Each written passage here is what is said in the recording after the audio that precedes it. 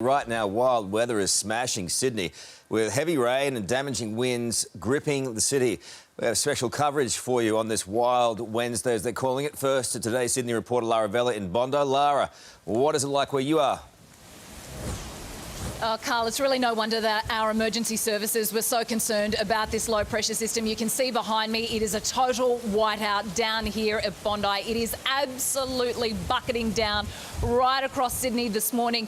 But it's not just this pelting rain, Carl, it's also these really gusty southerly winds that are making the temperature feel a lot cooler. And also down here at Bondi, we've had lightning snap across the sky. So as a result, we've actually had to move under cover because it was just getting a little bit too wild and woolly. But gee, it's caused some chaos on the roads already this morning. This rain started coming down at 5:30, but right now there is flash flooding right across our suburbs. It's making for very dangerous conditions and a very dangerous drive to work this morning. We've had flash flooding along the Parramatta River and also suburbs like Greenacre and Leppington. Plus already we've got more than 3,500 properties in suburbs like East Ryde, North Ryde and Marsville without power. Ausgrid crews are currently working to restore power to those properties. In addition, Carl, we've also learned that more than 1,000 properties in St Ives and Turramurra have also had their power cut this morning. And you can hear that rain is really coming down behind me now because we're going to get more than a month's worth of rainfall in the next 24 hours. So it's certainly going to be a very hairy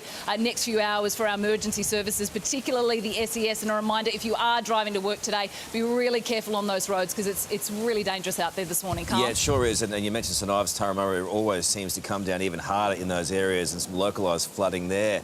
And we'll have an update from those suburbs in a little bit. Right now, let's go to 9 News reporter Zara James at the airport. Zara, what can travellers expect this morning? Well, good morning, Carl. Let me tell you, we've just heard an announcement over the loudspeaker here saying airport operations have ceased briefly with lightning in such close proximity to the airport here this morning. But let me tell you, it was busy enough getting here this morning. The roads in the area are very busy and there was localised flash flooding. It's pretty calm here right now in the domestic departures terminal. However, when we arrived, we saw one woman asking the staff here when her flight would be departing today. She was heading to the Gold Coast. They weren't able to give her an exact time at all, so she's just said, well, I'm out of here and I'm going home. At this point in time this morning, we can see almost 20 flights which have been cancelled already for the day, and there are a number of flights already which say delayed on the departures here in the domestic terminal. Now, what that means for the rest of the day, there could be others which are cancelled, and the advice from Sydney Airport will be this morning to check with your individual airline before you leave home. Sydney Airport say at this point in time there are gusts of up to 70 kilometres an hour in the area. They are running on one runway at this point in time, which is one of the reasons why some of these flights will either be cancelled or delayed. So once again, check with your individual airline before you leave home to come to the airport today. There might be a bit of redirecting going on too with the international flights, probably heading towards other airports as well. We'll get an update on that situation as well a little bit later. But Zara, thank you for that. It's going to be a long day at the domestic airport, isn't it? Let's go to 9 News reporter Alice Monfries, who is in the city for us now. Alice, boy, oh boy, it's all happening.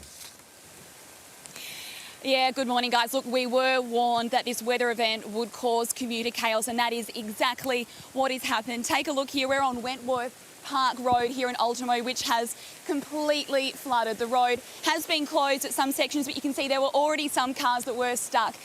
If you take a look down the end here, this Holden unfortunately didn't make it the whole way through the road. The person had to be rescued from the car here. We've seen other cars attempting to make the way through, huge plumes of water flying up on both sides of the car.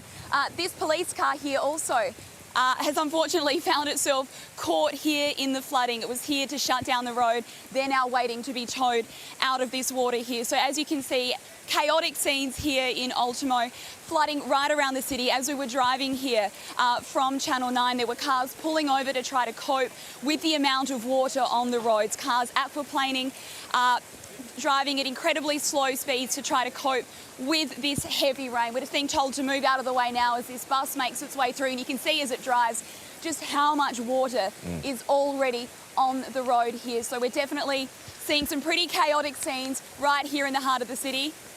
As these police officers make their way out of their car here this morning, Carl and Georgie, and we're warned that the worst of it is still to come. The worst of this rain is expected to hit here in the CBD at 8 o'clock, which of course is the peak of the morning commute. So you can only imagine what the scenes will be like then. Alice, just going to stay with you for a moment. These are the kind of scenes that the police always warn us about, and what the bus did then driving through those waters is exactly what they warn us against. Obviously, the police officers, they're OK. There's no dramas them getting out, and if the car needs towing. But is it more widespread around that local area that you're in now? Have you seen more flood waters, and what is it doing to the local traffic? Well, it's causing complete chaos, I can tell you that, Carl. We know that this street here, the entire length of Wentworth Park Road, if we take you a bit further down, we can show you just how far stretched the flooding is. Actually, the cars, I can see 3 or 4 cars down at the end of that road that are also trapped there in the floodwaters. As far as we know, this street here has been the most heavily impacted, however. Yeah. But that doesn't mean that there isn't chaos in other streets as well. Even if we take you for a look up on surrounding streets, you can see just how much water is running down the roads here. This is, of course, going uphill, so you can only imagine what it must be like in other low-lying areas here around the city. And, of course, as you say, this is exactly why we were warned to stay off the roads unless we absolutely had to be on them, and why we're warned if you are on the roads and you have to be on them, to drive incredibly carefully, pull over if it's safe and you have found a place that isn't flooded and you feel it's better for you to wait out some of this really heavy rain. But ideally, I think the message this morning is just keep off the roads and don't find yourself caught up in floodwaters like this. Well, the thing is, I mean, this is exactly what police are saying, is not to go through and do what that person is doing there. Because it's simply too dangerous to do. You don't know where the road ends and where the floodwaters, how deep they are. And this is precisely the very thing that cops don't want you to do, is to drive through waters like that. No matter how well you think you know the roads, unfortunately, that person is doing that. The police are trying to get there, trying to do their very best, so everyone needs to... And this is, again, what happens. So this guy's gone in there, and now he doesn't know where he's going. And eventually what will happen is the rescuers have to go in and try and rescue people like that because they've just done something really foolish. So the coppers are trying to direct them around now, and this is a perfect example of why emergency services say stay off the roads, and especially stay out of swollen creeks, stay out of those flash flooding areas, because eventually you're just going to put pressure on the system. Back to you, Alice, if we can. A lot of that water is flowing in from up the street there. A huge amount of water, isn't it? And that's gathered, I have to say, probably in the last half an hour, it's really gathered a huge amount of volume, hasn't it? It just happened so rapidly, Carl. We were saying when we first got in our car to come over to this side of the city, it was raining, certainly, but it was nothing like what it's raining now, and it just happened so quickly in terms of how rapidly this water began to rise. And I think, you know, when we talk about the amount of water that we can see flowing down from the higher ground, you can see how rapidly that does happen and how people have managed to find themselves caught in this situation. We did have a chat to one gentleman earlier who had to have his car pushed a bit further up the road by police officers, and we asked him, you know, how did you find yourself in this situation? He said he was following other cars that were making it safely through the floodwaters, but his car was a little bit lower. In fact, his car's just behind you. Behind me here, I'll show you a quick look at it. He's there on the telephone. As you can see, a bit of a lower car there, and all of a sudden he found himself trapped in these floodwaters. He's being pushed out by multiple police officers, other commuters. We asked him if that was frightening. He said embarrassing more than anything, and he just simply didn't heed those warnings. Really good reporting, Alice. Thank you for that. We'll come back to you very soon. Also, I should point out for anyone in Sydney at the moment, if you're southbound heading towards the city, we'll get an update for you on the situation. A truck went through southbound in the tunnel, over-height truck, got stuck. It happens a fair bit, but on a day like today, it makes things even worse, exacerbating the problems for traffic in the Sydney area, that is for certain. Let's go now to Greg Murphy from the SES. Greg, boy, oh boy, busy morning, huh? I'm actually sort of listening in awe to your reports. So that's the images that actually match the data that I have.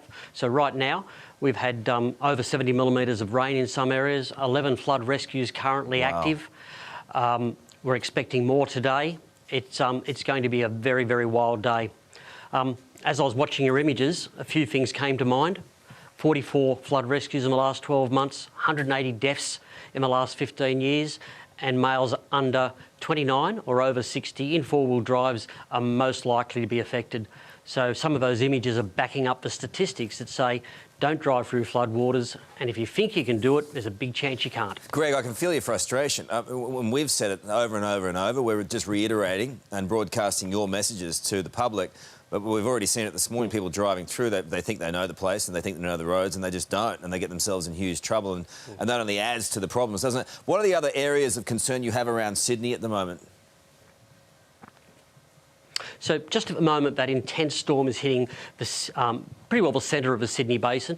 Pennant Hills, Macquarie Park, Silverwater, they're all areas that are currently affected with rescues in those areas. Wow. We're still broadly looking at Central Coast Blue Mountains and the Illawarra as a boundary. We are expecting the rain to dissipate later today, but after that comes possible riverine flooding. So it's going to be a busy day, and I suspect maybe a busy 2 or 3 days. A pretty rare event, isn't it, of this magnitude?